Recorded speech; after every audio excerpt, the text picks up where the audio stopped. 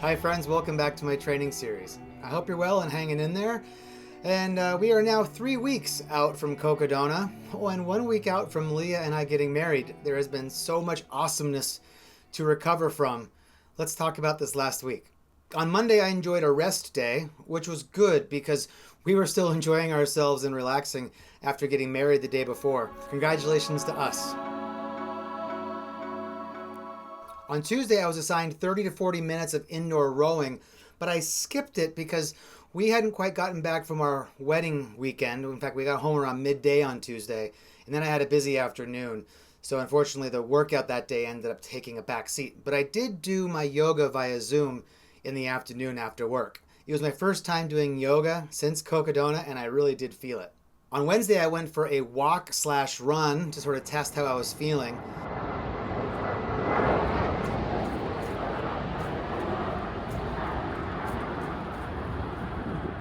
I was feeling far from 100%, but part of it's in my lungs. I keep coughing. I almost feel like there's remnants of Cocodona dust or something still stuck in there. I'm always kind of hawking something up. Anyway, it's improving, but I still have a little ways to go. Moving felt okay. I moved pretty slow, but I did like the feeling of moving. I walked and ran and completed about 3.4 miles in 53 minutes. On Thursday, I was assigned 30 to 40 minutes of an indoor row. I used the machine for about 35 minutes, and this was the first indoor row that I've done in the last couple weeks that felt good. And then in the afternoon, I did yoga with a Yoga by Adrian YouTube video. On Friday, I was assigned an hour of easy walking and running.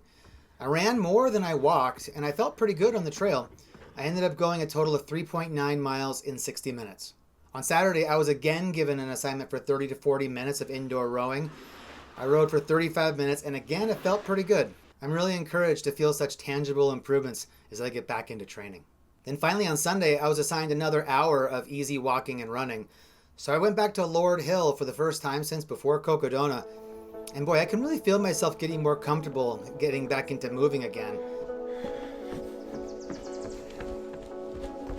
Oh, cool. Whew.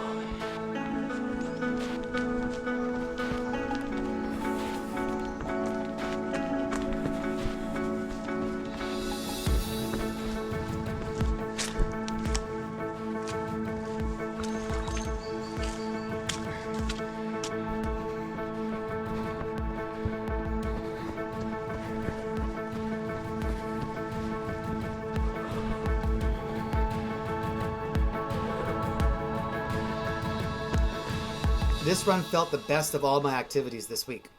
I ran a total of 4.1 miles with 472 feet of gain. Overall, recovery from a 200 can be slow, and this one has felt really slow for me this time. I do feel like I'll be getting back onto my feet, though, and feeling normal soon. This week, I racked up a grand total of 2 hours and 54 minutes of running for a total of 11.4 miles. Okay, let's jump into some Q&A. I was sent a few questions this week. Antonia has a great question about how is it possible to do big ultras with a job? There just isn't enough paid time off. Yeah, well, I'm lucky that I'm basically self-employed. As a contract worker, I can take time off when I want for big adventures. It is a challenge, though, because in addition to spending an entire week making $0, I also have to spend thousands of those dollars, for all the expenses of doing these big races.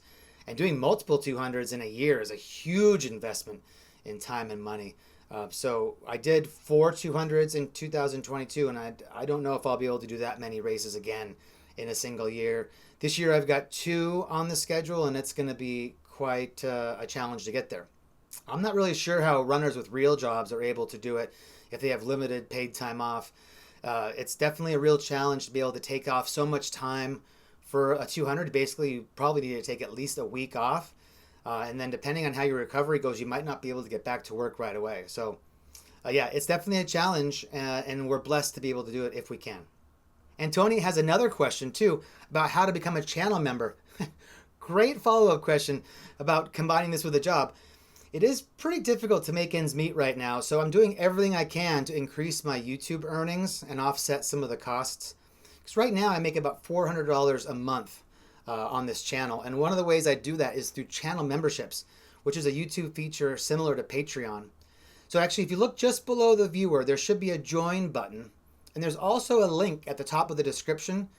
And if you click the join button or the link, you should see membership options. For $2.99 a month, you get access to members-only content. And for $5.99 a month, you get not only the members-only content, plus you get special updates on how my toes are recovering. I thought it would just be a fun way to encourage members to pay just a little bit extra. But membership's a great way to support the channel. So if that's something you're able to do, we certainly appreciate it. Thank you. Finally, my friend Brandon Hozak, who also finished Cocodona this year, texted me this week to ask me if I was also struggling to return to real life. Oh boy, do I ever. And actually every single time. Oh, by the way, viewers, if you're not following Brandon's journey, I really encourage you to. Check him out on Instagram. I put his link in the description below. He's an incredibly tough athlete, and I'm really proud of him for getting Cocodona finished this year. But anyway, Brandon, to your question, for me it is always a struggle to come off the high of a 200 and get back to real life. You know, after a week of being with some of the coolest people on earth, doing a really hard thing that's really rewarding, I think for me, real life is just really hard to re-enter. It takes me weeks not only to recover physically from the event, but also to get back into the rhythm of life again. I just find that the problem is real life isn't as awesome as the experience I had at Cocodona. So it's a challenge for me to really kind of want to return to that life that isn't as good as the thing I just experienced. So yeah, dude, you're not alone. In fact, I think a lot of us suffer getting back into real life after such an amazing life-changing experience. So yeah, you're not alone. Don't worry. Eventually you'll get back into the rhythm of things, for better or worse, until your next one. So I'm looking forward to seeing how you do in your next 200. And again, congratulations to you on finishing Cocodona. Okay, I think that's all the questions I have for this week. If you have a question you'd like me to tackle in next week's video, please put it in the comments below. And I think that's it for now. Thanks a lot for watching. I really hope you all have a great week, and take care. I look forward to talking to you next week.